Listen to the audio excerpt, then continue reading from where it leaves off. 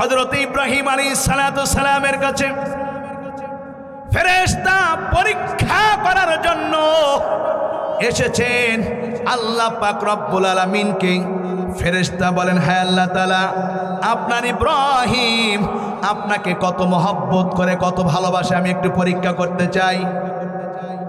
আল্লাহ পাক বলেন, ঠিক আছে যাও, আমার ইব্রাহিম আমার বন্ধুকে তুমি গিয়ে পরীক্ষা করো। এক ফেরেশতা ইব্রাহিম আলাইহিস সালাতু সালামের বাড়ির দরজার কাছে এসে বলেন, আল্লাহু কারীম, আল্লাহু কারীম। ইব্রাহিম আলাইহিস সালাতু সালাম জলদি করে বাড়ি থেকে বের হয়ে আসলেন। কে গো, আমার রবের নামে এত সুন্দর করে ডাক দিলে, আমাকে আর একটু শোনাও, আমাকে আর একটু শোনাও। ফেরেশতা বলতেছে, ও আল্লাহর বান্দা, আল্লাহর খলিল, আপনি আরেকবার আপনা এই আল্লাহর নাম নিলে আপনি কি দিবেন? বলে, আমার যত উট আছে সব কিছু আমি তোমাকে দিয়ে দিব। ফেরেশতারা আবার বলে, আল্লাহু কারীম, আল্লাহু কারীম। ইব্রাহিম আলাইহিস সালাম আবার বলে, ও পথিক, এই নামটা কত সুন্দর, আমার দিল খানকান হয়ে যাচ্ছে, আবার একটু শোনাও। বলে, এবার বললে আপনি কি দিবেন? আল্লাহর খলিল বললেন, আমার যত ডুম্বা ছাগল যা আছে সব তোমাকে দিয়ে দিলাম। আল্লাহু আকবার। মুসা বিন আবার আল্লাহু কারীম কয়ে ডাক দিলেন। ইব্রাহিম আলাইহিস সালাতু সালাম আবার বলেন, ও পথিক মুসাফির, আবার একটু শোনাও, আমার রবের নাম আমাকে আর একটু শোনাও। ফেরেশতা বলেন, এবার আপনি কি দিবেন? বলে, আমি তো সব কিছু দিয়ে দিলাম, আমি 12 বছর পর্যন্ত তোমার গোলামি করব।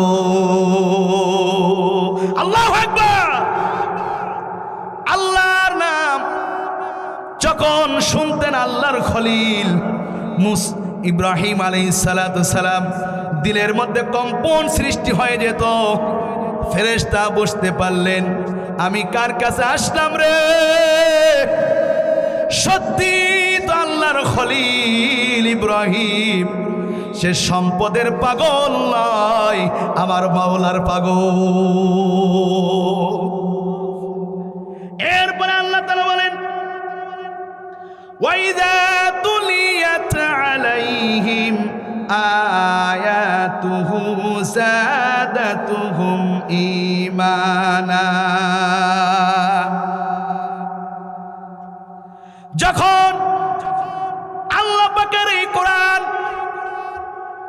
তাদের সামনে পড়ে পড়ে শোনানো হয়, জাদাতুহুম ঈমানা, তাদের ঈমান বৃদ্ধি পেয়ে যায়। আল্লাহু আকবার। এই কোরআনুল কারীমের তেলাওয়াত যত শুনবে ততই মধুর লাগে, জোরে বলে ঠিক কিনা? ইমাম সাহেব প্রত্যেক দিন প্রত্যেক রাকাতে সূরা ফাতিহা পড়ে কি পড়ে না? একজন আপনারা বিরক্ত বোধ হয়েছেন? প্রত্যেক দিন ইমাম সাহেব সূরা ফাতিহা পড়ে, আজকে একটু অন্য সূরা ধরে পড়ে না কেন? বিরক্ত হয়েছেন? হয়েছেন? কার কোরআন এটা? জোরে বলি কার? রবের কোরআন। যত পড়বে তত মুমিন বান্দা বান্দির দিল খান খান হয়ে যাবে। জোরে বলে ঠিক কিনা? ঠিক কিনা? দুনিয়াতে যত গান আবিষ্কার হয়েছে, যত সুন্দর গায়ক হোক না কেন, একটা গানের পিছনে কত রকমের যন্ত্রপাতি থাকে। জোরে বলে ঠিক কিনা? হবি, তবলা, হারমোনি, যত প্রকার মিউজিক আছে সব কিছু দিয়ে তাদের গানকে সুন্দর করে। জোরে বলে ঠিক কিনা? ওই একটা গান যদি মঞ্চে এসে যদি গায়ক যদি গায়ে যায়, দ্বিতীয়বার যখন আবার ওই গানটা গায়, মানুষ বিরক্ত হবে না খুশি হবে? জোরে বলে খুশি হবে না বিরক্ত হবে? তৃতীয়বার যে আবার সে গায়, জুতা মারা শুরু হবে। জোরে বলে ঠিক কিনা? আরে আল্লাহ পাকের কোরআন এত সুন্দর, শুধু একবার না দুইবার নয়, যত পড়বে ততই মধুর লাগবে। ইন্নামাল মুমিনুনাল্লাযীনা ইযা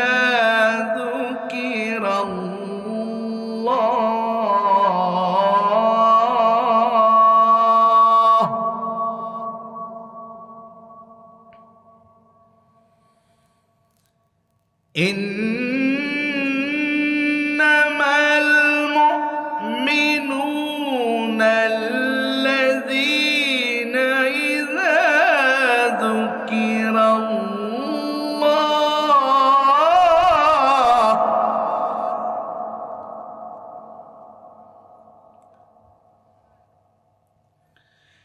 إذا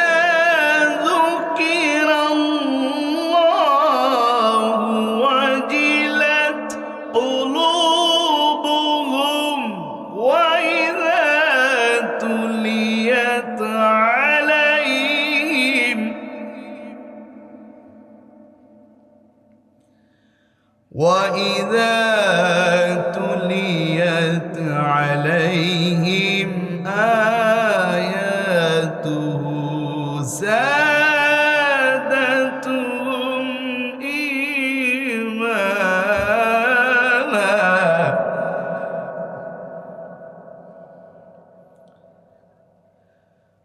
وَعَلَى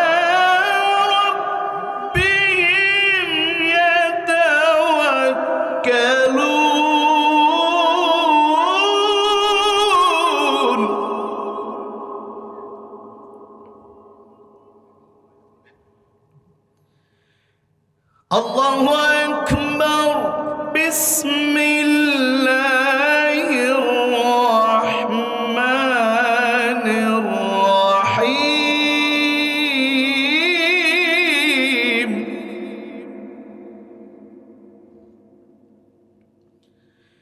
إن الله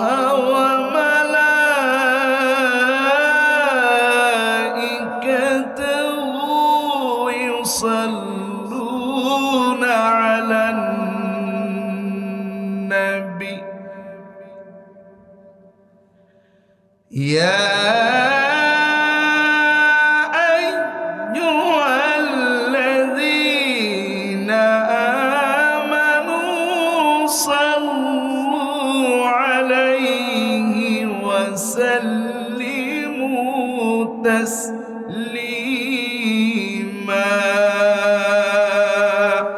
মন যদি দিতে হয় নবীকে দিও, আহা মন যদি দিতে হয় নবীকে দিও।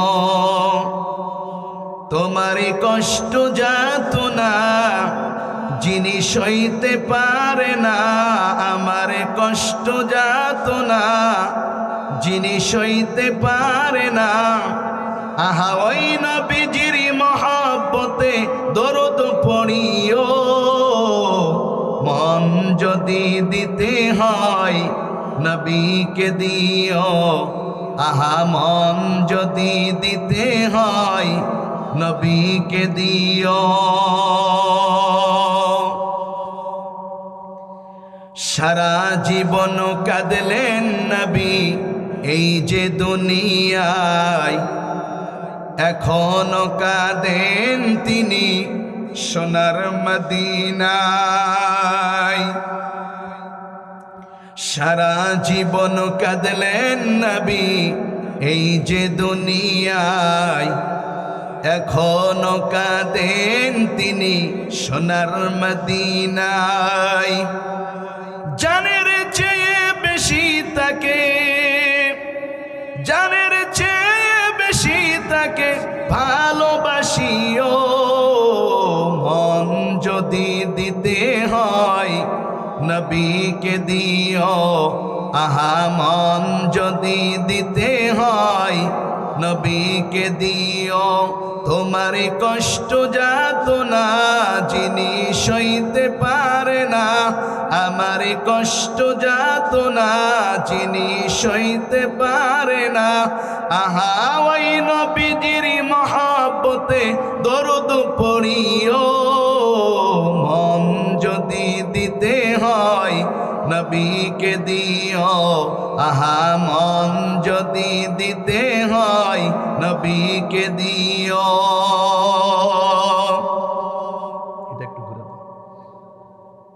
হাসরের ময়দানে নবী থাকিবেন সেজদায়, আমার আশিক উম্মত যেন জান্নাতে যায়। হাসরের ময়দানে নবী থাকিবেন সেজদায়, আহা আমার আশিক উম্মত যেন জান্নাতে যায়। হাসরের ময়দানে নবী থাকিবেন সেজদায়, আমার আশিক উম্মত যেন জান্নাতে যায়। সেই নবীজির দিদার চেয়ে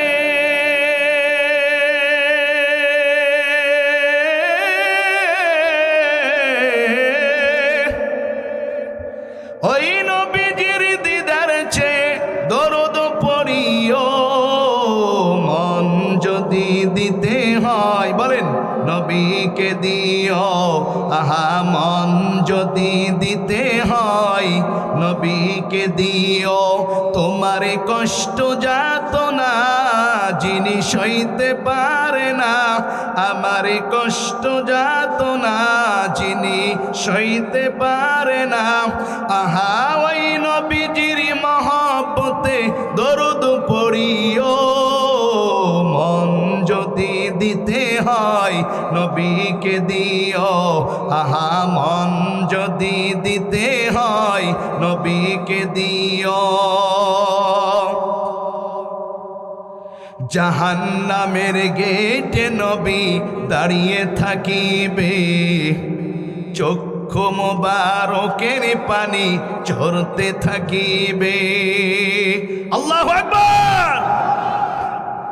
জাহান্নামের গেটে নবী দাঁড়িয়ে থাকিবে, চক্ষু মোবারকের পানি ঝরতে থাকিবে। উম্মতেরই পাগল নবী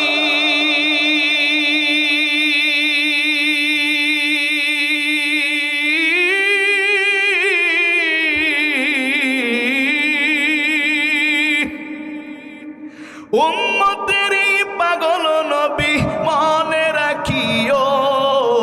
মন যদি দিতে হয় নবীকে দিও, আহা মন যদি দিতে হয় নবীকে দিও।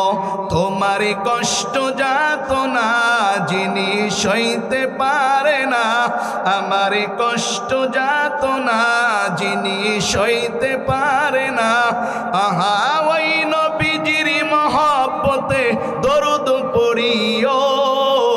মন যদি দিতে হয় নবীকে দিও, আহা মন যদি দিতে হয় নবীকে দিও।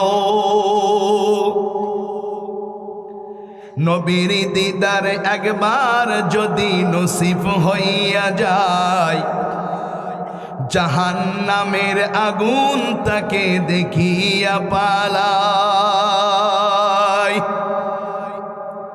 নবীর দিদার একবার যদি নসিব হইয়া যায়, জাহান্নামের আগুন তার হারাম হইয়া যায়। ও নবী পাগলদেরই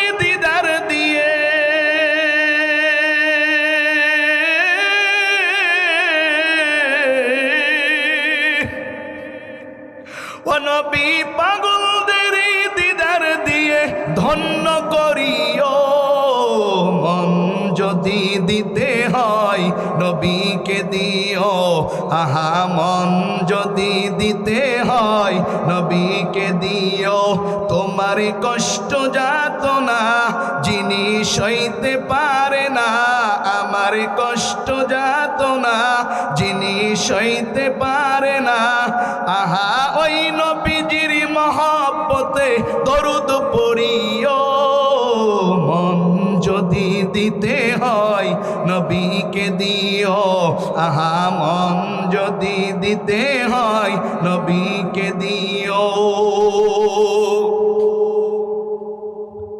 ফুলসিরাতের পারে নবী দাঁড়িয়ে থাকিবে দরুদ পড়া উম্মতেরই পার করিবে আল্লাহু আকবার ফুলসিরাতের পারে নবী দাঁড়িয়ে থাকিবে সুন্নতওয়ালা উম্মতেরই পার করিবে সেই নবীজির দিদার চেয়ে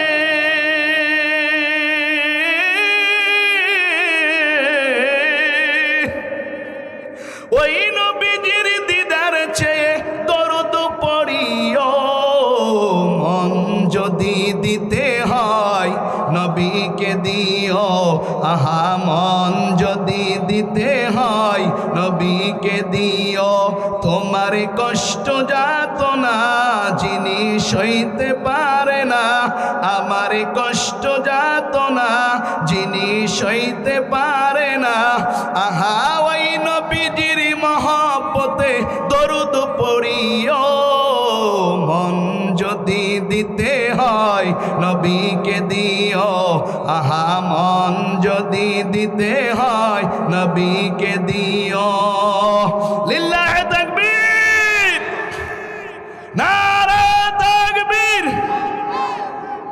দিন ইসলাম দিন ইসলাম নাস্তিকতা নিপাত যাক দিন ইসলাম জিন্দাবাদ কোটি প্রাণের একই আওয়াজ খোদাদ্রোহী ছাড় পাবে না এই বাংলায় ঠাই হবে না মুসলমানেরা জেগেছে আজ ঠিক কিনা নাস্তিকতা নিপাত যাক দিন ইসলাম জিন্দাবাদ কোটি প্রাণের একই আওয়াজ খোদাদ্রোহী ছাড় পাবে না এই বাংলায় ঠাই হবে না বাংলার মুসলিম জেগেছে আজ ও চলো চলো সামনে চলো বজ্রকণ্ঠে আওয়াজ তোলো সবাই মিলে একই তালে দাও না স্লোগান নারায়ে তাকবীর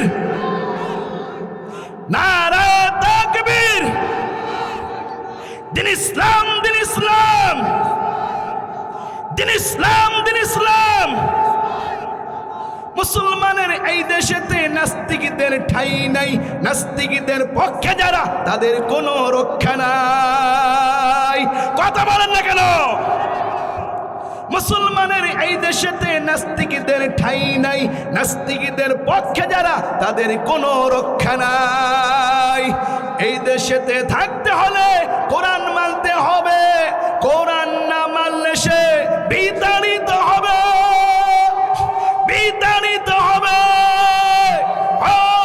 চলো চলো সামনে চলো বজ্রকণ্ঠে আওয়াজ তোলো সবাই মিলে একই তালে দাও না স্লোগান নারায়ে তাকবীর নারায়ে তাকবীর দিন ইসলাম জিন্দাবাদ জিন্দাবাদ ইসলামেরই জন্য দেশের হয়েছে জন্ম ইসলামের বিরুদ্ধে গেলে দেশ হবে ভিন্ন কথা কয় না কথা কয় না ইসলামেরই জন্য দেশের হয়েছে জন্ম ইসলামের বিরুদ্ধে গেলে দেশ হবে ভিন্ন ইসলামের বিরুদ্ধে যারা নিয়েছে অবস্থান এই বাংলায় ঠাই হবে না যাও হিন্দুস্তান যাও দাদার দেশে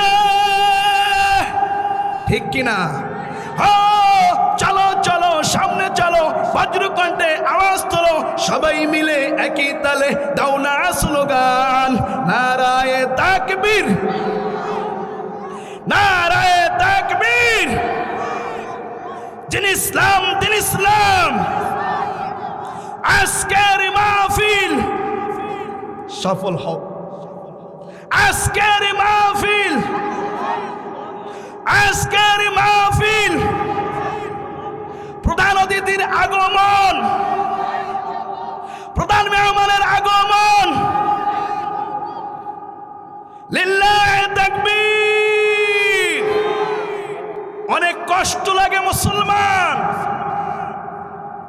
আজ এই মঞ্চে যদি এই কোরআনের মাহফিল না হয়ে কোন যাত্রা বিচিত্রার আসর জোড়ানো হতো, এতক্ষণ দাদা দাদি, নানা নানি, বুড়া বুড়ি যা আছে সবাই জায়গা দখল করে নিত। জোরে বলে ঠিক কিনা, জোরে বলে ঠিক কিনা। গানের আসর জোড়াইতে গেলে কোনো অনুমতি লাগে না, কোনো পারমিশন লাগে না। কোরআনের মাহফিল আয়োজন করতে গেলে পারমিশন লাগে। জোরে বলে ঠিক কিনা, অনুমতি লাগে। কপাল পোড়া মুসলিম। এই কোরআনের মাহফিলের জন্য কমিটি বৃন্দ যখন আপনাদের কাছে হাত পাতায়, টাকা পকেট থেকে বাড়াই না, নর্তকী আনে, নাচ গান করার জন্য যারা টাকা চাই সঙ্গে সঙ্গে 500 টাকা নোট দিয়ে দেয়। জোরে বলে ঠিক কিনা, জোরে বলে ঠিক কিনা। মুসলমান কোথায়, মুসলমান কোথায়? দুঃখের বিষয়, আজ মুসলমান সুস্থ থাকতে পারে না বর্তমান প্রেক্ষাপট অনুযায়ী। জোরে বলে ঠিক কিনা। যার ভিতরে বিন্দু মাত্র আল্লাহ পাকের ভয় আছে, যার ভিতরে বিন্দু মাত্র রাসূলের মহব্বত আছে, সেই মুসলমান কখনো সুস্থ থাকতে পারে না, পারে না, পারে না। জোরে বলে ঠিক কিনা। মুসলমানদের অবস্থা করুণ দৃশ্য। আর কয়দিন ঘরে বসে থাকবে মুসলিম? আর কয়দিন ঘুম পারবে? কবে জাগ্রত হবে? কবে ঈমানকে তাজা করবে? কবে খালিদ বিন উমরের মতন ঝান্ডা হাতে তুলে নেবে? কবে? মুসলমান শেষ হয়ে গেলে, মুসলমানদেরকে শেষ করে ফেল দিলে কবে ঈমানি ঝান্ডা হাতে নিবে? মুসলমানদের করুণ দৃশ্য। হায়রে মুসলিম, মনে রাখবেন,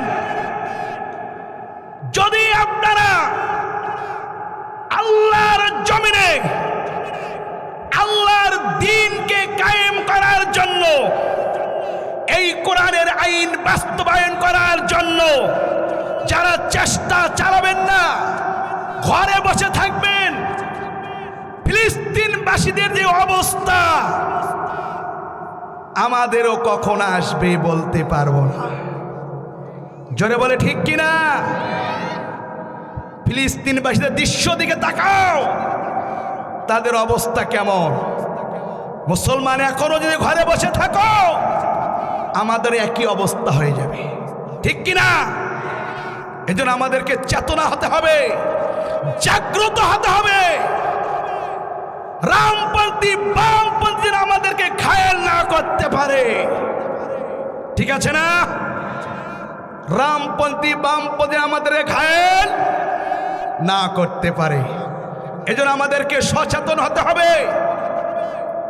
নারায়ে তাকবীর, আল্লাহু আকবার স্লোগানে ইসলামের বিজয় হয়েছে। নারায়ে তাকবীর, আল্লাহু আকবারের স্লোগানে গৌর গোবিন্দ ইয়েমেন শাহজালাল রাহিমাহুল্লাহ নারায়ে তাকবীর, আল্লাহু আকবারের স্লোগানে গৌর গোবিন্দর বাড়ি সব কিছু তছনছ হয়ে গিয়েছিলেন। ইতিহাস আপনারা পড়েন নাই? ইমানি জাগ্রত হও মুসলিম, ইমানি জাগ্রত হও। আজ এই মজলিসের কত মান, কত শান আর কত দাম, এটা যদি আমরা মুসলমান বুঝতাম, এখন আমরা ঘরে বসে থাকতাম না, চার স্টলে আড্ডা দিতাম না, কসমেটিকের দোকানে স্ত্রীদেরকে নিয়ে আড্ডা দিতাম না, বান্ধবীকে নিয়ে আড্ডা দিতাম না। আজ মুসলিম জাতি জানে না যে মজলিসের কত দাম আর কত শান আর কত মান। না বুঝার কারণে আজ মুসলমান ধাপে ধাপে লাঞ্ছিত হচ্ছে, জোরে বলে ঠিক কিনা? দোয়েল পাখি জানে না যে দোয়েল পাখিকে সরকার বাহাদুর মান দিয়েছেন জাতীয় দোয়েল পাখি বলে, জোরে বলে ঠিক কিনা? মান দেন নাই সরকার বাহাদুর। দোয়েল পাখি কি জানে যে সরকার বাহাদুর আমার মান বেড়ে দিয়েছে? জানে দোয়েল পাখি? জানে? যদি দোয়েল পাখি বুঝতো আর জানতো, সরকার বাহাদুরের কাছে আবদার করত, আমাকে গাড়ি দেন, বাড়ি দেন, খানা দেন।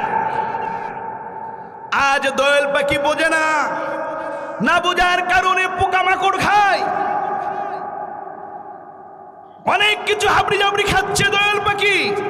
তার দাম সেরি যে কি বোঝে নাই যে সরকার বাহাদুর তার দাম বেড়ে দিয়েছে। আজ মুসলমানের কত দাম আর শান আর মান, এটা মুসলমান বোঝে না, এখনো জানে না। যদি জানতো তাহলে সুদ, ঘুষ, জানা, ব্যভিচারের মধ্যে লিপ্ত হতো না, যারা বলে ঠিক কিনা? মুসলমানের কত দাম আর কত শান আর কত মান আজ মুসলমান এখনো বোঝে নাই। এই মজলিসের কত দাম, এটা যদি কেউ বুঝতো, টিকিট কেটে হলেও এখানে জায়গা দখল করে নিত। কথা বলেন না কেন? যদি এই মজলিসের দাম বুঝতো মুসলমান, টিকিট কাটে হলেও জায়গা দখল করে নিত। আমার প্রিয় ভাইয়েরা, বাবারা, বিশ্ব নবী রাহমাতুল লিল আলামিন সাইয়্যিদুল মুরসালিন হুজুরে পাক সাল্লাল্লাহু আলাইহি সাল্লাম সাহাবায়ে কেরামদেরকে বললেন, আল্লাহর জমিনে আল্লাহ পাকের একদল রহমতের ফেরেশতা বিচরণ করে বেড়ায়, তালাশ করে বেড়ায়। সাহাবায়ে কেরাম প্রশ্ন করেন, ইয়া রাসূলুল্লাহ, কি তালাশ করে বেড়ায়, কি বিচরণ করে বেড়ায়? হুজুরে পাক সাল্লাল্লাহু আলাইহি সাল্লাম বললেন, যেখানে কোরআনের মজলিস হয়, কোরআন হাদিসের আলোচনা হয়, জিকিরের মজলিস হয়, এই মজলিসগুলি আল্লাহ পাকের রহমতের ফেরেশতারা তালাশ করে বেড়ায়। যখন এই মজলিসগুলি পেয়ে যায়, আল্লাহ রহমতের ফেরেশতারা চতুর সাইডে বেষ্টন করে নেয়, জোরে বলি সুবহানাল্লাহ। এ মুসলমান, আজ আমরা দেখতেছি এখানে কয়েকজন মানুষ, কিন্তু এই মজলিসটার কত দাম। আল্লাহর কসম করে বলি, কাফারা দিতে হবে না। এই মুহূর্তে এখন আল্লাহ পাকের রহমতের ফেরেশতারা চতুর সাইডে বেষ্টন করে আছে। শুধু তাই নয়, আসমানের উপরে চলে যায়, আল্লাহ সব দৃশ্য দেখেন, দেখতেছেন, শুনতেছেন। এরপরেও আল্লাহ তাআলা ফেরেশতাদেরকে প্রশ্ন করে, ও ফেরেশতারা, কি হয়েছে তোমাদের, কোথাতে না আসছো? ফেরেশতারা আল্লাহ পাকের কাছে বলে, হ্যাঁ আল্লাহ তাআলা, আমরা পুইয়া মির্জাপাড়া জামে মসজিদের উপলক্ষে একটা কোরআনের আয়োজন করেছে, কোরআনের মাহফিলের আয়োজন করেছে। আল্লাহ গো, আমরা এই কোরআনের মাহফিল তেনে আমরা এসেছি। আল্লাহু আকবার। আবার আপনি বলেন, ও ফেরেশতারা, কি হয়েছে সেখানে? ফেরেশতারা বলতেছেন, হায় আল্লাহ তাআলা, আপনার কিছু সঙ্গ পাগলপানা বান্দা বান্দি কোরআনের আলোচনা শোনার জন্য, আপনাকে পাওয়ার জন্য আল্লাহ এই শীতের মৌসুমে তারা কোরআনের মাহফিলে বসে আছে। আল্লাহু আকবার। আমার আপনাকে বলতেছেন, ও ফেরেশতারা, আমার বান্দা বান্দি আমি আল্লাহকে দেখছে নাকি? ফেরেশতারা বলেন, হায় আল্লাহ তাআলা, আপনার বান্দা বান্দি আপনাকে দেখে নাই। আল্লাহ পাক রব্বুল আলামিন বলেন, ও ফেরেশতারা, যদি আমার বান্দা বান্দি আমি আল্লাহকে দেখতো তাহলে তাদের কি অবস্থা হয়ে যেত? ফেরেশতারা বলেন, হায় আল্লাহ তাআলা, আপনার ইজ্জতের কসম, আপনার সম্মানের কসম, আপনার বড়ত্বের কসম, আল্লাহ আপনার বান্দা বান্দি যদি আপনাকে সচোখে দেখতো গো আল্লাহ, আপনাকে পাওয়ার জন্য তারা পাগল পারা হয়ে দুনিয়ার জমিনে ছোটাছুটি করতো। জোরে বলি সুবহানাল্লাহ। আমার বাবার দিকে বলি, ও ফেরেশতারা, আমার বান্দা বান্দি আমি আল্লাহর কাছে আর কি চাই? ফেরেশতারা বলেন, হে আল্লাহ তাআলা, আপনার বান্দা বান্দিরা জাহান্নাম থেকে মুক্তি চায়। আমরা কি সবাই চাই না জাহান্নাম থেকে মুক্তি? যারা বলি চাই কি চাই না? আমরা সবাই জাহান্নামী। নিজের বুকে হাত দিলেই বুঝতে পারবে কে কত বড় ঈমানদার। যতই মুখে ফড়ফড়াক, আমি এই সেই তাহাজ্জুদ করি, এই সেই করি, অনেক কিছু, অথচ বুকের মধ্যে নিজে নিজে হাত দিয়ে একটু চিন্তা করে দেখেন আপনি কত বড় ঈমানদার, আপনার কত বড় ঈমানের পাওয়ার আছে। যারা বলে ঠিক কিনা? মুখের সাথে সম্পর্ক রবের না কলবের সাথে? বলেন কার সাথে সম্পর্ক? আল্লাহর সাথে। কার সাথে সম্পর্ক? কলবের সাথে, অন্তরের সাথে আল্লাহর কি সম্পর্ক হয়ে যায়। আমার প্রিয় ভাইয়েরা বাবারা, আল্লাহ পাক বলছেন, ও ফেরেশতারা, আমার বান্দা বান্দি আমার জাহান্নাম দেখছে নাকি? ফেরেশতারা বলেন, হ্যাঁ আল্লাহ তাআলা, আপনার জাহান্নাম তো দেখে নাই। আল্লাহ পাক রব্বুল আলামিন বলেন, ও ফেরেশতারা, যদি আমার বান্দা বান্দি আমার জাহান্নাম দেখতো তাহলে তাদের কি অবস্থা হয়ে যেত?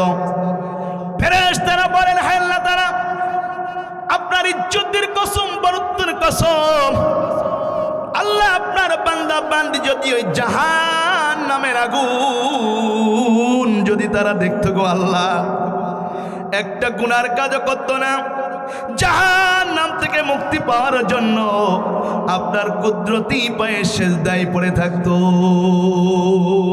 আল্লাহু আকবার। আমার রব ডাক দিয়ে বলেন, ও ফেরেশতা, আমার বান্দা বান্দি আর কি চাই? আল্লাহ পাকের রহমতের ফেরেশতারা বলেন, আল্লাহ আপনার বান্দা বান্দি জাহান্নাম থেকে মুক্তি পেয়ে জান্নাতের আশা করে। আমরা কি জান্নাত চাই না? যারা বলি চাই কি চাই না? আমরা জান্নাতের কাঙ্গাল। আল্লাহ যেন আমাদের জান্নাত নসিব করে দেয়। সবাই বলে আমিন। আমার রব ডাক দিয়ে বলেন, ও ফেরেশতা, আমার বান্দা বান্দি আমার জান্নাত দেখেছে নাকি? ফেরেশতারা বলেন, আল্লাহ তাআলা না। আমার রব ডাক দিয়ে বলে, ও ফেরেশতারা, আমার বান্দা বান্দি আমার জান্নাত যদি দেখতো তাহলে তাদের কি অবস্থা হয়ে যেত? ফেরেশতারা বলে, হ্যাঁ আল্লাহ তাআলা, আপনার ইজ্জতের কসম, আপনার বরত্বের কসম, আল্লাহ আপনার বান্দা বান্দি যদি ওই জান্নাতের নাজ নিয়ামত হোর গেলেমান, এত সুন্দর দৃশ্য যদি আপনার বান্দা বান্দি সচোখে দেখতো গো আল্লাহ, ওই জান্নাতকে পাওয়ার জন্য তারা দুনিয়া ছেড়ে দিয়ে তারা জান্নাতের পিছনে সারা দুনিয়া ঘুরে বেড়াতো। আল্লাহু আকবার। আমার প্রিয় ভাইরা বাবারা, আমার রব এখন কি বলতেছেন শুনেন। আমার রব এখন বলেন, ও ফেরেশতারা, আমার বান্দা বান্দি আমি আল্লাহকে না দেখে বিশ্বাস করলো, আমার জাহান্নামের আগুন না দেখে বিশ্বাস করলো, আমার জান্নাতের নাজ নিয়ামত না দেখে বিশ্বাস করলো। তোমরা সাক্ষী থাকো, আমি আমার বান্দা বান্দীদেরকে মাফ করে দিয়ে আমি আল্লাহ তাআলা জান্নাতের ঘোষণা দিয়ে দিলাম। কিতাবের মধ্যে আসছে মাহফিল শোনার জন্য আসে নাই, একটু চা খাওয়ার জন্য আসছে, ঘোরাফেরার করার জন্য আসছে। এখন তারা বলতেছে চলো দেখি একটু মাহফিলে যাই, কেমন ওয়াজ হয় একটু দেখে আসি। তারাও আসছে। ফেরেশতারা বলে, হ্যাঁ আল্লাহ তাআলা এদের ব্যাপারে কি বলেন? আল্লাহ পাক রব্বুল আলামিন বলেন, যারা এই মসজিদে, যারা এই মজলিসে যারা বসবে সবার জন্য আমি আল্লাহ তাআলা মাফের ঘোষণা দিয়ে দিলাম। আমার রব রহমান, লা তাকনাতু মির রাহমাতিল্লাহ, আল্লাহ রহমত থেকে নৈরাশ হয়ে যেও না।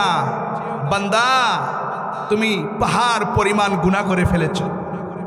আমরা গুনাহগার না? জোরে আমরা গুনাহগার কি না? সবাই গুনাহগার। ধাপে ধাপে আমাদের গুনাহ, ডানে বামে পিছনে উপরে যেদিকে তাকাই সেদিকেই গুনার সৈলাব। জোরে বলে ঠিক কিনা? আমরা গুনাহগার। আমার রব বলেন, ও বান্দা বান্দি, তুমি পাহাড় পরিমাণ গুনাহ করে ফেলেছো, তোমার হতাশা হওয়ার কোনো কারণ নেই, চিন্তা করার কোনো কারণ নেই। আমি আল্লাহর কাছে তওবা করো, চোখের পানি ছেড়ে দাও। তোমার চোখের পানির ফোঁটা মাটিতে পড়ার আগে আমি আল্লাহ তোমার জীবনের সমস্ত গুনাহ খাতা মাফ করে দিব। আল্লাহু আকবার। আমার প্রিয় ভাইরা বাবারা, আল্লাহর এক বান্দা 99টা খুন করেছে। কয়টা খুন? 99টা খুন করেছে। তার ভিতরে জ্বালা পোড়া শুরু হয়ে গেছে। আমি তো 99টা খুন করলাম, এখন যদি মারা যায় আমার অবস্থা কি হয়ে যাবে? আল্লাহর বান্দার ভিতরে তোলপাড় শুরু হয়ে গেছে। আমি এতগুলি খুন করলাম, আল্লাহ আমারে মাফ করবে না। ওই আল্লাহর বান্দা একজন হুজুরের কাছে গিয়েছেন। হুজুরের কাছে গেলেন, যায় বলেন, হুজুর আমি 99টা খুন করেছি, আমার কোনো মাফের কোনো ঘোষণা আছে নাকি, কোনো রাস্তা আছে নাকি? দেখবেন সমাজের মধ্যে কিছু মানুষ এলেম না জানিয়ে বড় বড় ফতোয়া দেয়, মাসআলা দেয়। দেয় কি দেয় না? দাড়ি টুপি থাকলেই তাকে আলেম বলা যাবে না, দাড়ি টুপি থাকলেই তাকে হুজুর বলা যাবে না, ঠিক কিনা? এইরকম নামধারী হুজুরের কাছে গিয়েছেন। উনি বলছে, যা সর্বনাশ, আপনি 99টা খুন করেছেন, আল্লাহ আপনাকে কখনো মাফ করবে না। কি বলছে? আল্লাহ আপনাকে কখনো মাফ করবে না। ওই ডাকাত কি বলছেন জানেন? ডাকাত বললেন, যে আল্লাহ যেহেতু আমারে মাফ করবেই না, তাহলে তুমি হুজুরকে আগে শেষ করে দিয়ে 100টা আমি এখন পুরাই। ওকে চাকু মেরে দিলে। কয়টা খুন হয়ে গেল? 100টা। এরপরেও রাত্রে ঘুমাই, আল্লাহর বান্দার ঘুম হয় না। আহারে, আমি একজন হুজুরকে মেরে ফেললাম, 100টা খুন করলাম, তার মনের ভিতরে জ্বালা পড়া শুরু হয়ে গেল। আমি কি করি? খুঁজতে খুঁজতে কোথায় গেলে আমি মাপ পাবো, কোথায় গেলে শান্তি পাবো? একজন ব্যক্তি বললেন, ওই এলাকার মধ্যে একজন বড় বুজুর্গ আছে, মালিক বিন দিনার রাহিমাহুল্লাহ, তার ঠিকানা দিয়ে দিলেন। ওই ডাকাত মালিক বিন দিনার রাহিমাহুল্লাহর কাছে গেলেন, আস্তে আস্তে যায় হুজুরকে সালাম করলেন, বলেন, হুজুর আমি তো বড় গুনাহগার। বলে, হুজুর আমি শান্তি পাচ্ছি না গো, আমি 100টা খুন করেছি হুজুর, আমার কি কোনো মাফের কোনো ঘোষণা আছে নাকি? আল্লাহর ওলি বললেন, বাবা বসো, একটু শান্ত হও, আমি তোমাকে বলছি। মালিক ইবনে দিনার রাহিমাহুল্লাহ বললেন, বাবা তোমার হতাশা হওয়ার কোনো কারণ নেই,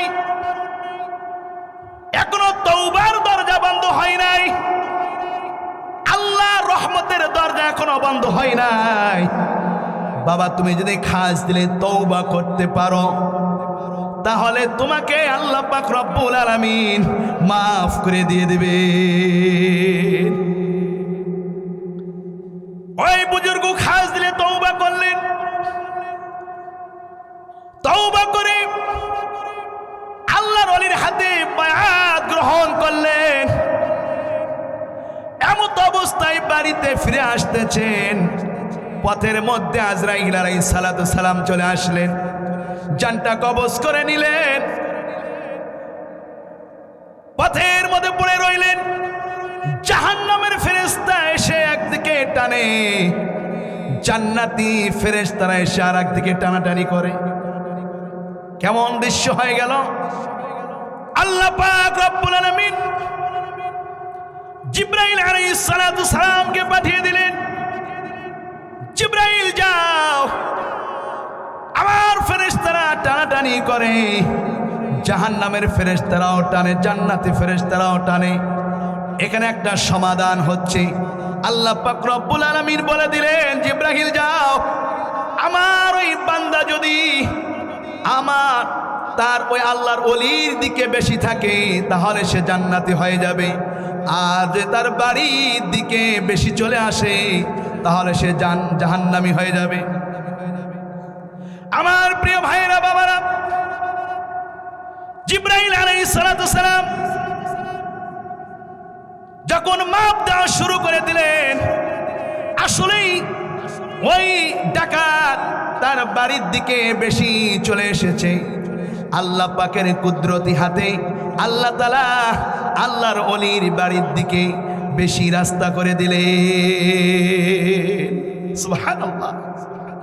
সে তো তওবা করেছে, খাস দিলে আল্লাহ তো তাকে মাফ করে দিয়েছে। এটা তো ফেরেশতারা বোঝে নাই। জিবরাইল আমিন যখন মাপ দিলেন, আল্লাহর ওলির বাড়ির দিকে, আলেমের বাড়ির দিকে বেশি আছে।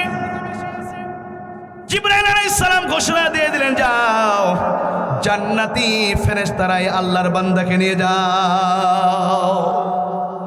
এইজন্য আমার ভাইয়েরা বাবারা, হতাশা হওয়ার কোনো কারণ নেই। অনেক গুনাহ করেছেন, গুনার পাহাড় করে ফেলেছেন। বাবারে, হতাশ হওয়ার কোনো কারণ নেই। আমার মাওলা হলো রহমান, আল্লাহর কাছে যাও, মাফ চাও, আমার মাওলা মাফ করে দিয়ে দিবে। আমার প্রিয় ভাইরা বাবারা, আমি পবিত্র কোরআন কারীম থেকে সূরাতুল আনফালের 2 নম্বর আয়াত তেলাওয়াত করেছি। এর মধ্যে থেকে কিছু আলোচনা করে শেষ করে দেব। আমা তাওফিক ইল্লা বিল্লাহ। আল্লাহ পাক রব্বুল আলামিন বলেন, ইন্নামাল মুমিনুনাল্লাযীনা ইযা যুকিরাল্লাহ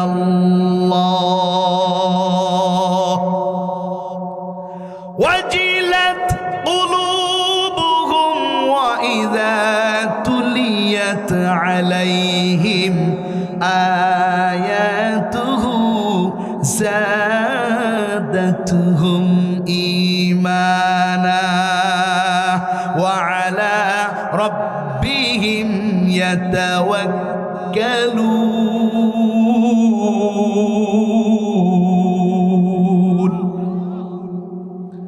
আল্লাহ পাক রব্বুল আলামিন ঘোষণা করেন, ইন্নামাল মুমিনুনাল্লাযীনা ইযা যুকিরাল্লাহ,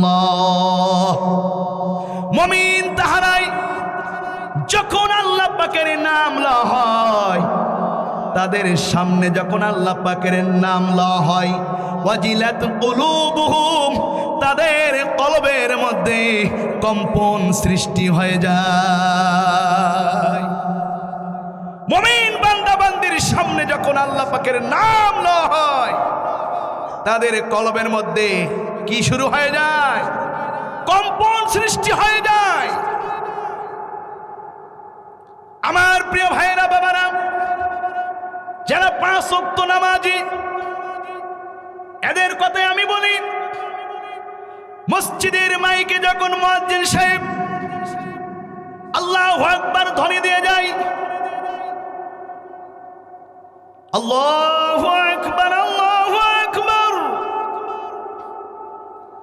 আল্লাহু আকবার, আল্লাহু আকবার।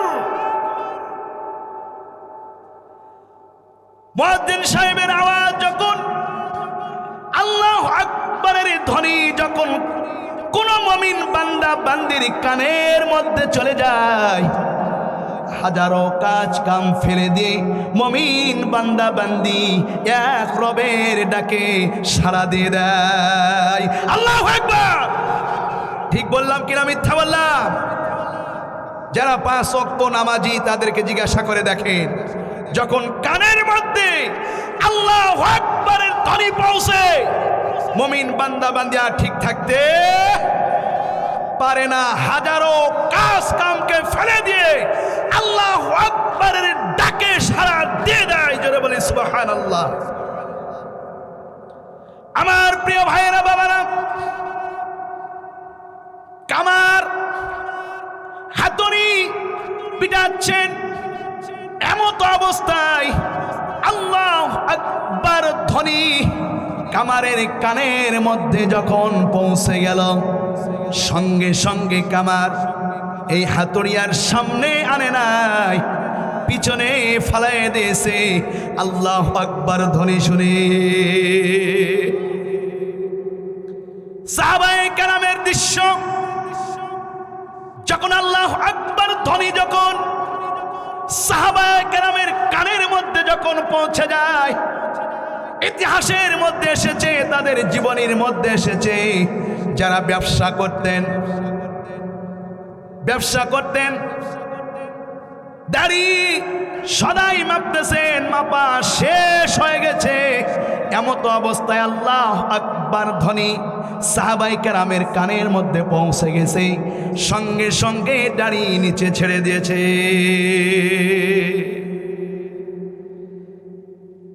আর আমাদের কোনো খোঁজ নাই, খবর নাই।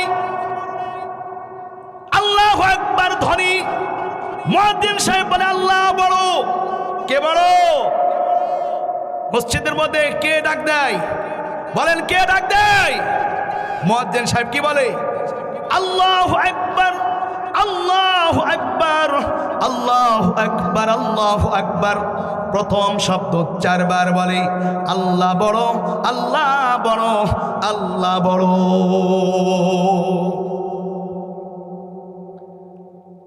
যারা মুমিন বান্দা বান্দি আল্লাহ বড়, আল্লাহু আকবারের ডাকে সাড়া দেয়, আর আমরা কাজ কাম করে যাই। আল্লাহু আকবার যখন কানের মধ্যে পৌঁছে যায়, যারা নামাজি যারা বেনামাজি তারা বলে আজান পড়ে গেছে, আর মাঠে থাকা যাবে না। আসরের আজান দিয়ে দেয়, বলে বেলা শেষ হয়ে গেল, তাড়াতাড়ি কাজ করো। মাগরিবের আজান দিয়ে দিল, কাজ কাম ছেড়ে দিয়ে দিল। ফজরের আজান দিয়ে দেয়, ফজর আজান হয়ে জলদি করে ওঠো, কাজ করতে হবে। আমার প্রিয় ভাইরা, বাবারা, যারা আল্লাহু আকবারের ডাকে সাড়া দিবে, আল্লাহ পাক রব্বুল আলামিন তাদেরকে দুনিয়া এবং আখিরাতে ইজ্জত দান করবে। মুয়াজ্জিন সাহেব বলে, আশহাদু আল্লা ইলাহা ইল্লাল্লাহ, আমি সাক্ষ্য দিচ্ছি আল্লাহ তাআলা ব্যতীত আর কোনো মাবুদ নাই। এরপরে মুয়াজ্জিন সাহেব বলে, আশহাদু আন্না মুহাম্মাদুর রাসূলুল্লাহ। মুয়াজ্জিন সাহেব বলে, আমি সাক্ষ্য দিচ্ছি মুহাম্মাদুর রাসূলুল্লাহ সাল্লাল্লাহু আলাইহি সাল্লাম আল্লাহ তাআলার রাসূল। ঠিক কি না? এরপরে মুয়াজ্জিন সাহেব বলে, হাইয়া আলাস সালাহ, নামাজের দিকে আসো। হাইয়া আলাস সালাহ, নামাজের দিকে আসো। এরপরে মুয়াজ্জিন সাহেব বলে, নামাজের হাইয়া আলাল ফালাহ, তোমাদের কল্যাণের দিকে চলে আসো। আল্লাহু আকবার। মুয়াজ্জিন সাহেব বলে, হাইয়া আলাস সালাহ, নামাজের দিকে আসো। নামাজের দিকে আসলে কি হবে? এরপরে মুয়াজ্জিন সাহেব বলে দিলেন হাইয়া আলাল ফালাহ, তোমাদের কল্যাণের দিকে আসো, তোমাদের মঙ্গলের দিকে আসো। সুবহানাল্লাহ। আমার প্রিয় ভাইরা বাবারা, এই আল্লাহু আকবার ধ্বনি ইমানদারের কানের মধ্যে গেলে এইরকম দিলের মধ্যে কম্পন সৃষ্টি হয়ে যায়। হযরত ইব্রাহিম আলাইহিস সালাতু সালামের কাছে ফেরেশতা পরীক্ষা করার জন্য এসেছেন।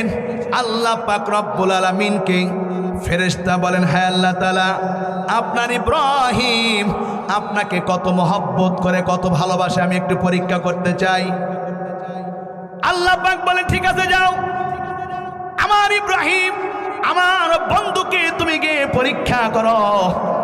এক ফেরেশতা ইব্রাহিম আলাইহিস সালাতু সালামের বাড়ির দরজার কাছে এসে বলেন, আল্লাহু কারীম, আল্লাহু কারীম। ইব্রাহিম আলাইহিস সালাতু সালাম জলদি করে বাড়ি থেকে বের হয়ে আসলেন। কে গো, আমার রবের নামে এত সুন্দর করে ডাক দিলে, আমাকে আর একটু শোনাও, আমাকে আর একটু শোনাও। ফেরেশতা বলতেছে, ও আল্লাহর বান্দা, আল্লাহর খলিল, আপনি আরেকবার আপনার এই আল্লাহর নাম নিলে আপনি কি দিবেন? বলে, আমার যত উট আছে সব কিছু আমি তোমাকে দিয়ে দিব। ফেরেশতারা আবার বলে, আল্লাহু কারীম, আল্লাহু কারীম। ইব্রাহিম আলাইহিস সালাম আবার বলে, ও পথিক, এই নামটা কত সুন্দর, আমার দিল খানকান হয়ে যাচ্ছে, আবার একটু শোনাও। বলে, এবার বললে আপনি কি দিবেন? আল্লাহর খলিল বললেন, আমার যত ডুম্বা ছাগল যা আছে সব তোমাকে দিয়ে দিলাম। আল্লাহু আকবার। মুসা বিন আবার আল্লাহু কারীম কয়ে ডাক দিলেন। ইব্রাহিম আলাইহিস সালাতু সালাম আবার বলেন, ও পথিক মুসাফির, আবার একটু শোনাও, আমার রবের নাম আমাকে আর একটু শোনাও। ফেরেশতা বলেন, এবার আপনি কি দিবেন? বলে, আমি তো সব কিছু দিয়ে দিলাম, আমি 12 বৎসর পর্যন্ত তোমার গোলামি করব। আল্লাহু আকবার। আল্লাহর নাম যখন শুনতেন আল্লাহর খলিল ইব্রাহিম আলাইহিস সালাতু সালাম, দিলের মধ্যে কম্পন সৃষ্টি হয়ে যেত। ফেরেশতা বুঝতে পারলেন, আমি কার কাছে আসলাম রে? সত্যি তো আল্লাহর খলিল ইব্রাহিম, সে সম্পদের পাগল নয়, আমার মাওলার পাগল। এরপরে আল্লাহ তাআলা বলেন, ওয়াইযা তুলিয়াত আলাইহিম আয়াতুহু যাদাতুহুম ঈমানা। যখন আল্লাহ পাকের এই কোরআন তাদের সামনে পড়ে পড়ে শোনানো হয়, যাদাতুহুম ঈমানা, তাদের ঈমান বৃদ্ধি পেয়ে যায়। আল্লাহু আকবার। এই কোরআনুল কারীমের তেলাওয়াত যত শুনবে ততই মধুর লাগে, জোরে বলে ঠিক কিনা? ইমাম সাহেব প্রত্যেক দিন প্রত্যেক রাকাতে সূরা ফাতিহা পড়ে কি পড়ে না? একজন আপনারা বিরক্ত বোধ হয়েছেন? প্রত্যেক দিন ইমাম সাহেব সূরা ফাতিহা পড়ে, আজকে একটু অন্য সূরা ধরে পড়ে না কেন? বিরক্ত হয়েছেন? হয়েছেন? কার কোরআন এটা? জোরে বলি কার? রবের কোরআন। যত পড়বে তত মুমিন বান্দা বান্দির দিল খান খান হয়ে যাবে। জোরে বলে ঠিক কিনা? ঠিক কিনা? দুনিয়াতে যত গান আবিষ্কার হয়েছে, যত সুন্দর গায়ক হোক না কেন, একটা গানের পিছনে কত রকমের যন্ত্রপাতি থাকে জোরে বলে ঠিক কিনা? হবি, তবলা, হারমোনি, যত প্রকার মিউজিক আছে সব কিছু দিয়ে তাদের গানকে সৌন্দর্য করে জোরে বলে ঠিক কিনা? ওই একটা গান যদি মঞ্চে এসে যদি গায়ক যদি গায়ে যায়, দ্বিতীয়বার যখন আবার ওই গানটা গায়, মানুষ বিরক্ত হবে না খুশি হবে? জোরে বলে খুশি হবে না বিরক্ত হবে? তৃতীয়বার যে আবার সে গায়, জুতা মারা শুরু হবে জোরে বলে ঠিক কিনা? আরে আল্লাহ পাকের কোরআন এত সুন্দর, শুধু একবার না দুইবার নয়, যত পড়বে ততই মধুর লাগবে। আল্লাহু আকবার। এই কোরআনের কথা বলতে গিয়ে মানুষকে, অসংখ্য উলামায়ে কেরামকে নির্যাতন করা হয়েছে, কষ্ট দেওয়া হয়েছে জোরে বলে ঠিক কিনা? হক কথা বললেই মৌলবাদী বলা হয়। কি বলা হয়? মৌলবাদী বলা হয়। হক কথা বলে উগ্রবাদী বলা হয়। আজ আমাদের বাংলার জমিন থেকে একজন তরুণ যুবক, ইসলামের সৈনিক, সিপাউস সালাহ ওসমান হাদি ভাই হক কথা বলতে গিয়ে তাকে দুনিয়া থেকে ছেড়ে যেতে হলো জোরে বলে ঠিক কিনা? এমন জীবন করিয়া গঠন, তুমি মরিলে কাঁদিবে ভোর। এমন জীবন করিও না গঠন, তুমি মরিলে হাসিবে ভবন। ঠিক কিনা? এমন একটা জীবন গঠন করে গেছেন আল্লাহর বান্দা। শুধু উলামায়ে কেরাম নয়, সারা বাংলাদেশের মানুষ তার জন্য চোখের পানি ফেলাইছে জোরে বলে ঠিক কিনা? এমন একটা জীবন গঠন করে গেলেন। আমরা দোয়া করি মরহুম হাদি ওসমান ভাইকে আল্লাহ তাআলা তার মৃত্যু শহীদি মৃত্যু হিসেবে আল্লাহ তাআলা কবুল করেন, জোরে বলে আমিন। আল্লাহ পাক যেন তার জান্নাতটা তার কবরটা যেন জান্নাতের বাগিচা বানায় দেয়, সবাই বলে আমিন।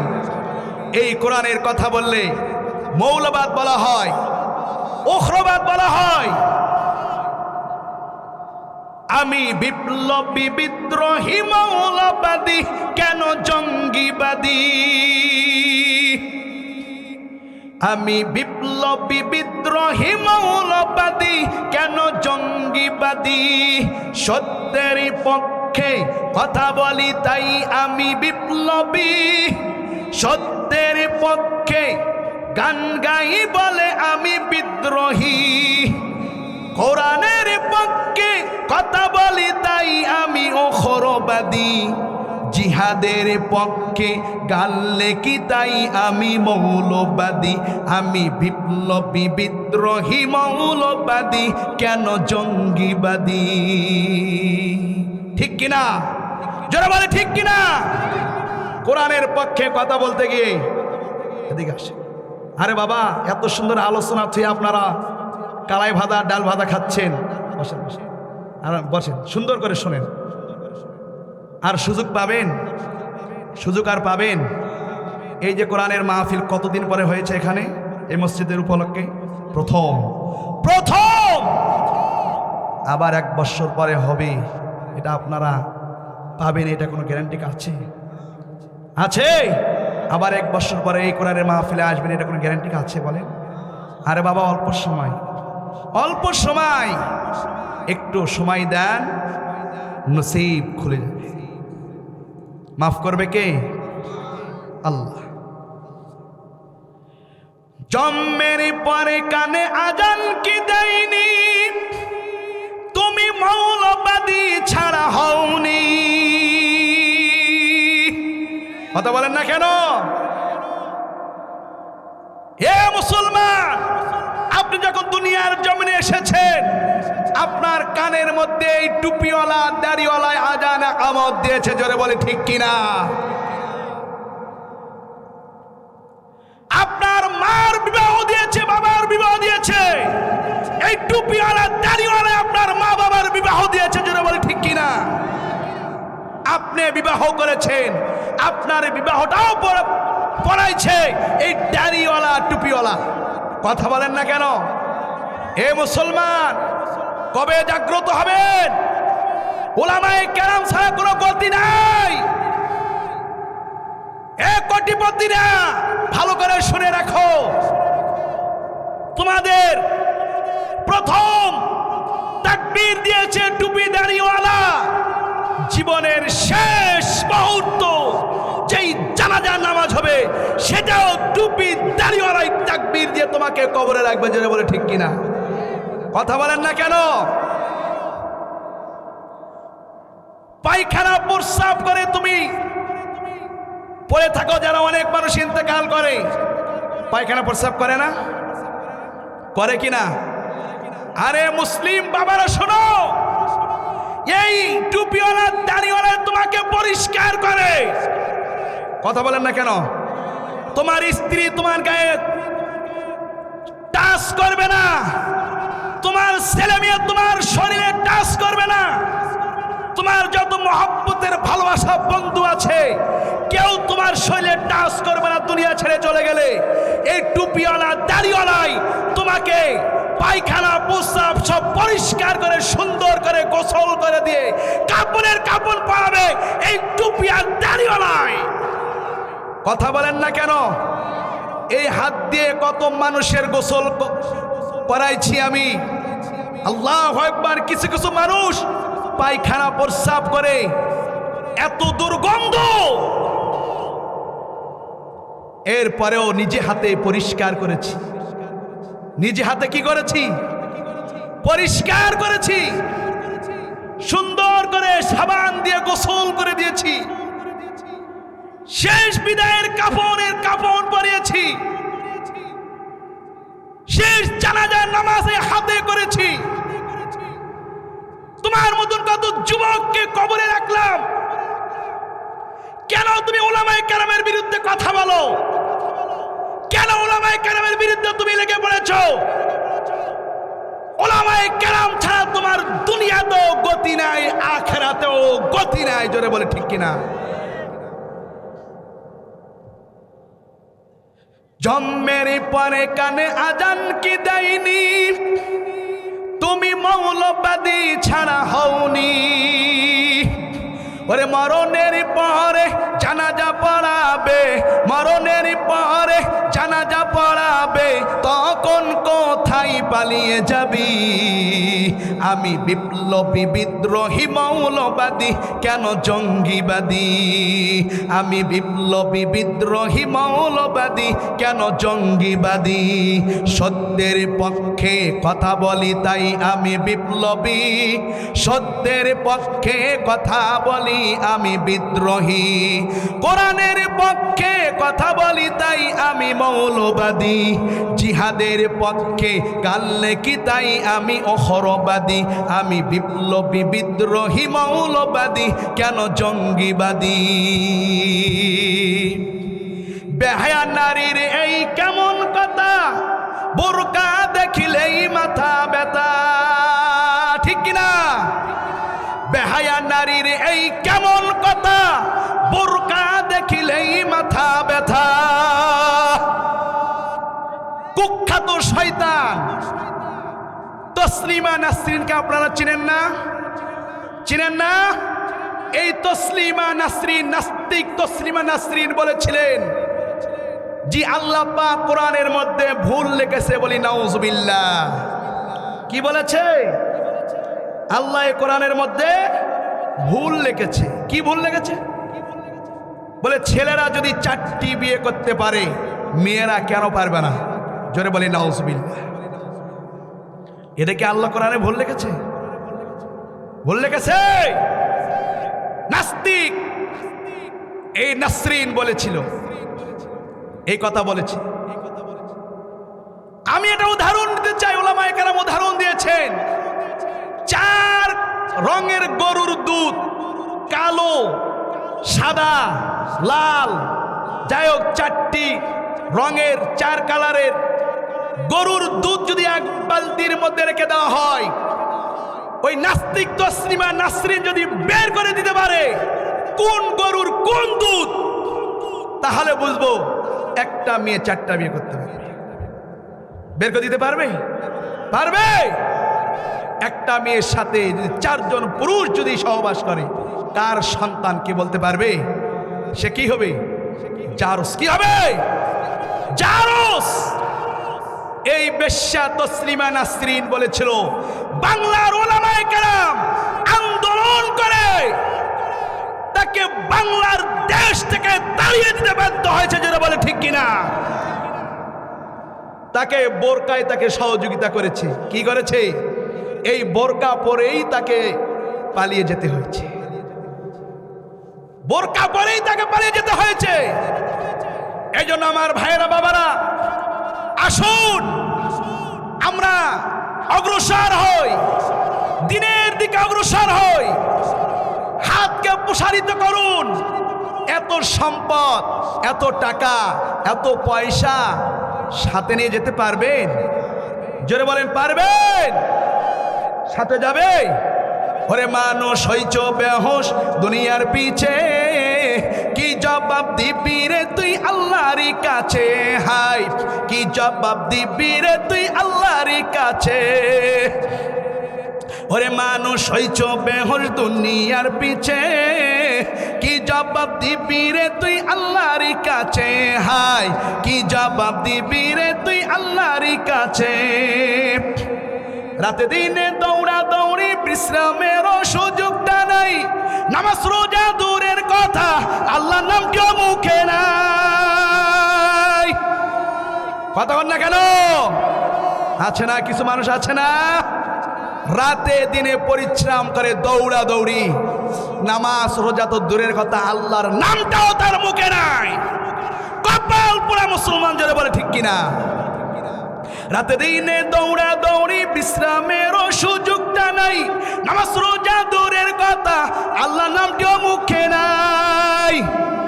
গাড়ি বাড়ি লইয়া কি কেউ কবরে গেছে, টাকা পয়সা লইয়া কি কেউ কবরে গেছে? কি জবাব দিবি রে তুই আল্লাহর কাছে? হাই, কি জবাব দিবি রে তুই আল্লাহর কাছে? ওরে মানুষ হইছ বেহুশ দুনিয়ার পিছে, কি জবাব দিবি রে তুই আল্লাহর কাছে? হাই, কি জবাব দিবি রে তুই আল্লাহর কাছে? মানুষকে ঠকায়া, মানুষকে যন্ত্রণা দিয়ে তুমি টাকা কামাই করে এত টাকা কোথায় রাখবে? কাপড়ের পকেট আছে? পকেট নাই। এজন্য আমার ভাইয়েরা বাবারা, আমরা আসি আল্লাহর ঘর মসজিদে, আমরা দান করি। বিশ্ব নবী জনাবে মুহাম্মদ রাসূলুল্লাহ সাল্লাল্লাহু আলাইহি সাল্লাম ফরমান, দুনিয়ার জমিনে 2টা জিনিস থাকবে বহাল, সব কিছু ধ্বংস হয়ে যাবে, একমাত্র মসজিদ আর মাদ্রাসা থাকবে। জোরে বলি সুবহানাল্লাহ। কি থাকবে? মসজিদ আর মাদ্রাসা থাকবে। এই মসজিদ মাদ্রাসা ধ্বংস হবে না, সব ধ্বংস হয়ে যাবে। সারা পৃথিবী পানি আর পানি হয়ে যাবে। মসজিদ আর মাদ্রাসা ভাষা আরম্ভ করবে। আল্লাহ পাক রব্বুল আলামিন বলবে, ও মাদ্রাসা তুমি জান্নাতে চলে যাও। বলবে না, আমাকে যারা সহযোগিতা করেছে, টাকা দিয়েছে, পয়সা দিয়ে সহযোগিতা করেছে, আমি তাদেরকে না নিয়ে জান্নাতে যাব না। মসজিদকে হুকুম করা হয়, মসজিদ তুমি যাও, জান্নাতে চলে যাও। মসজিদ বলে, হ্যাঁ আল্লাহ তাআলা, আমি মসজিদকে যারা ভালোবেসেছি, আমি মসজিদকে যারা মহব্বত করেছি, আমি মসজিদকে যারা সহযোগিতা করেছে, তাদেরকে না নেওয়া পর্যন্ত আমি মসজিদ জান্নাতে যাব না। আল্লাহু আকবার। একের বদলে কত দেয় আল্লাহ? 10 দেয়। একের বদলে কত দেয়? 10।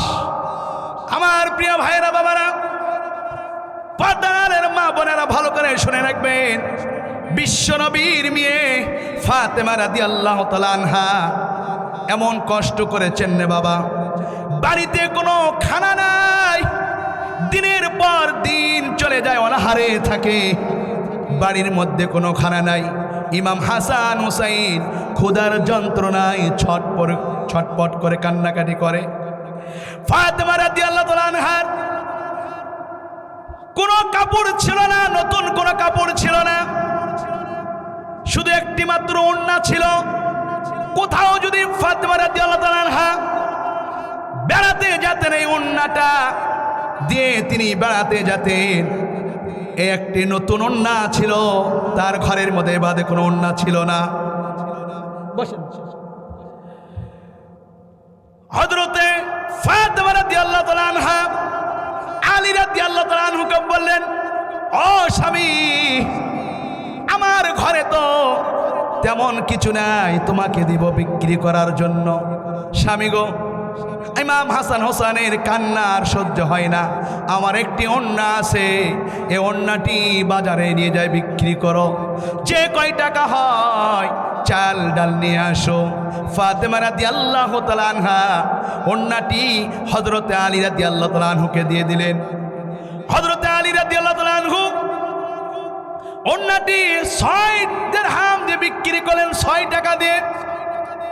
পথের মধ্যে ফকির বসে আছে, হাত পাতাইলেন, কে আছো? আল্লাহর বান্দা, আমাকে একটু আল্লাহর হস্তে কিছু সাহায্য করে যাও, দান করে যাও।